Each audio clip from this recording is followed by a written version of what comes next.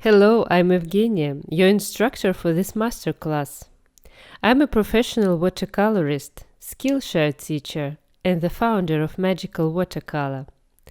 Join my community on Skillshare, where I teach watercolor and coffee art.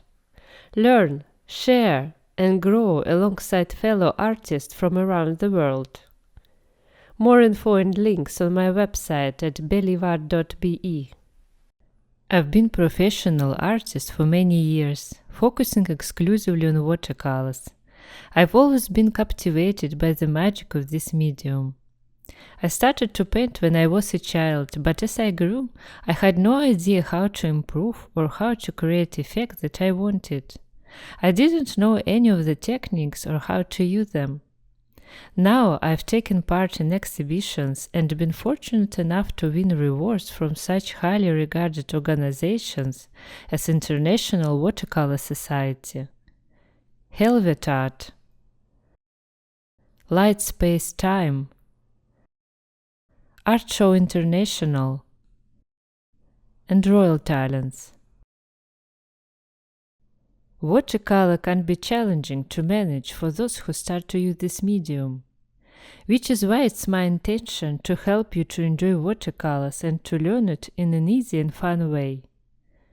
In the step-by-step lessons, you can see the hand and brush movements clearly from different points of view. We will explore versatile and fundamental watercolor techniques that you can use in all your paintings and sketches. Also, we will discuss the materials that will enhance your watercolor experience and will help you to enjoy the process greatly. You can choose from my different classes available for learning varied watercolor skills. The approach of my classes is to start with an easy wash. As we proceed with the painting step by step, we will add more details, completing the artwork.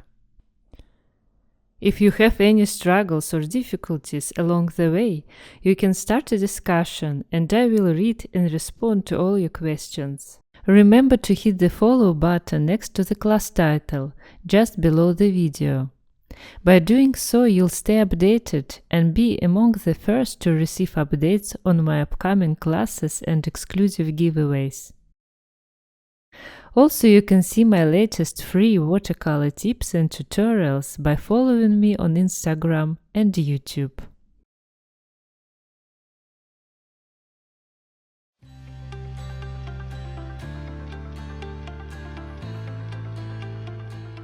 Let's get started. This drawing is very simple, so you don't need to transfer a line art. You can easily sketch it yourself. Take a soft graphite pencil. Start by drawing an oval shape for the largest herb. Then add a straight line for the stem, extending it down the lower edge of the paper. Next, draw a smaller herb head with a diagonal stem reaching down the page. Somewhere near the middle of this stem, add a small twig with a tiny herb head, connecting it to the main stem. Draw the last herb near the second one, giving it a slightly larger head. Now sketch some straight lines for the spiderweb threads. A helpful tip is to apply more pressure while drawing to ensure the lines remain visible after painting the background. You can find a link to the completed artwork in the description below. Finally, sketch the center of the spiderweb and add a few extra threads connecting one herb to another. And that's it, your sketch is ready. Secure the paper with painter's tape on a sturdy cardboard or another painting surface. Take a broad flat brush or a large soft round brush and thoroughly wet the paper. This process may take a couple of minutes. Brush the surface evenly to ensure it is fully saturated. At this stage, you'll notice the paper shimmers from moisture, indicating it's very wet. However, it's not yet ready for painting the soft blurry background. It's too wet. Dry your brush on a paper towel or a cloth and gently brush over the surface, allowing the brush to absorb any remaining puddles. You'll see the water being lifted into the brush. The paper should now appear matte. It's still very wet, but there are no visible puddles on the surface. At this point, the paper is perfectly prepared and ready for painting. We begin with the background, which will be soft, blurry, and uneven, as if it out of focus. For this, we'll use a very limited color palette, just 5 to 6 earthy hues. Start by gently spreading yellow ochre across the paper, using more paint than water to achieve rich, saturated colors. Next, add a few stains of burnt sienna, letting them blend naturally.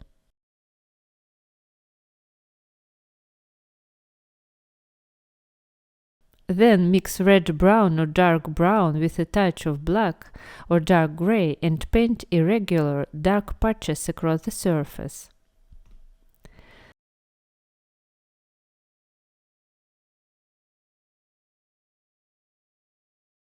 Now introduce different shades of brown here and there. It doesn't have to be exactly like mine. Experiment by selecting and mixing burnt sienna, red, brown, and black. To add texture, tap a pigment-loaded brush on another brush and create spontaneous splatters on the wet background. Deepen the yellow tint by adding more yellow ochre to the upper part of the painting.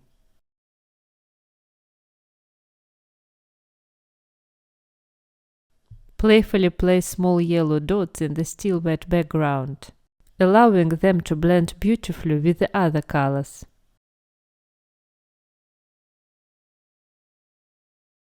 Then mix brown and black and add some saturated stains, lightly blending the colors directly on the paper.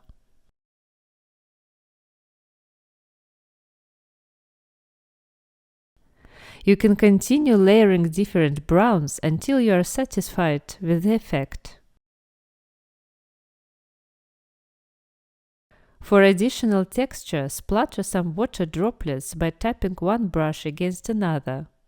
Once dry, this will create a natural, artistic unevenness. Finally, add some saturated burnt sienna for an even richer, earthy tone.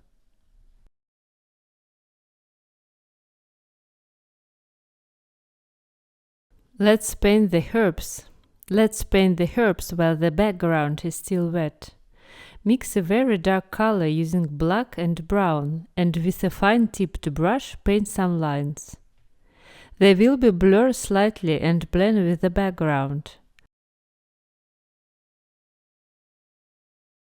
Darken the herb heads as much as possible for better contrast. I notice my background is too dark around the herbs, so I take a clean, damp brush and gently rub around the head to lift the color. This will lighten the background. I continue lifting color on the other herbs to create the effect of sun reflections and delicate spider web clusters. Repeatedly clean your brush, dab it on a paper tissue and leave the color.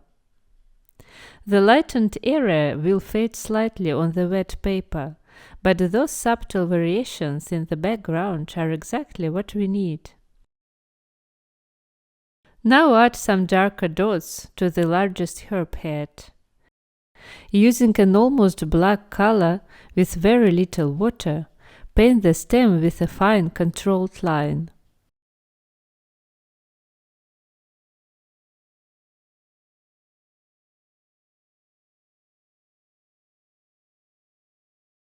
Lift some scattered dots in the background for a natural look. Repeatedly clean your brush, dab it on a paper tissue and leave the color.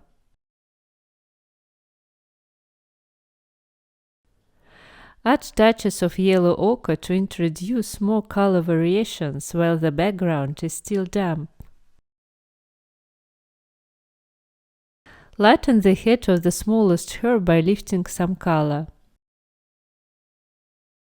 And do the same in the other herb heads to enhance their shape and variation.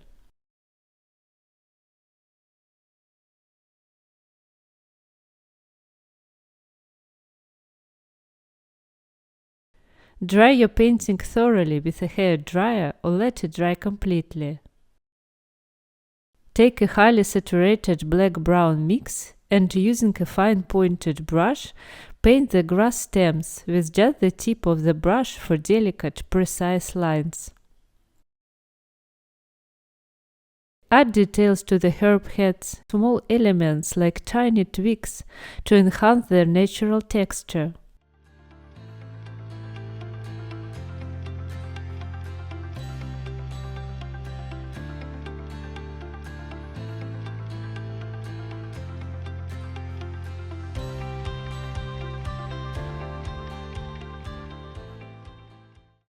Let's create some magical highlights. Take a filbert or round synthetic brush and gently rub over the herb heads to lift the color. This technique is stunning and works beautifully for various painting subjects. Here's how you do it. Wet your brush, briefly dab it on a tissue, then softly rub the area to lift the pigment and reveal the white paper underneath.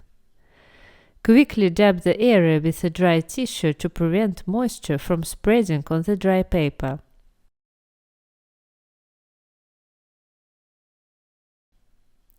Now take a flat brush and lightly rub along the stems to add subtle highlights. Repeat this process for all the grass stems.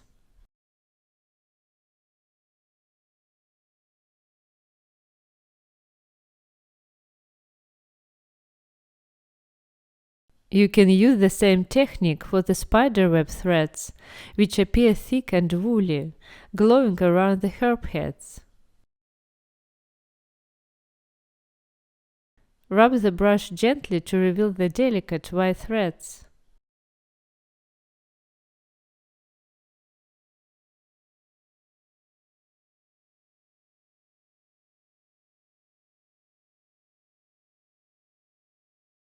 Finally, use a round brush to rub tiny circles, creating a beautiful bokeh effect in the background. Make a circle indicating the spiderweb center. Now it's finally time to create a realistic spiderweb. We'll use a sharp hobby knife to gently scratch delicate spiderweb threads onto the thoroughly dry artwork. Place your hand firmly on the surface and use a piece of tissue or a cloth under it. With the sharp point of the knife, lightly scratch the paper to form the threads. If you're hesitant to try this for the first time, that's completely understandable. But don't worry, it's a fantastic technique that showcases your growing watercolor skills.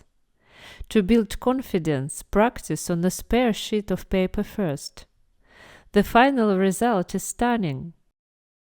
Unlike masking fluid or white markers, which can look artificial, this method creates an effect that truly mimics tiny water droplets glistening in the sunlight on the spiderweb threads.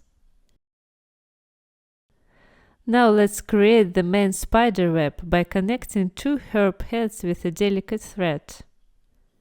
Scratch lightly for an uneven, natural effect, just like a real spider web catching the sunlight. Since we already marked the web center earlier, begin scratching the radiating threads outward from there. You can either make a single continuous movement or a series of short strokes, it's up to you. On a dark background, the effect is beautifully contrasted. Add shorter connecting lines between the longer ones. It's already taking shape. Here is a closer look at the effect. You don't need much pressure, just a gentle movement with the sharp tip of the knife.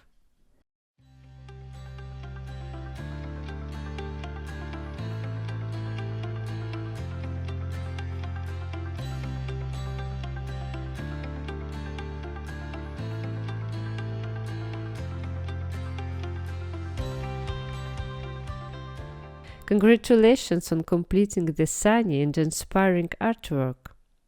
If you enjoyed this process, join me on Skillshare to explore more of my watercolor and coffee painting classes.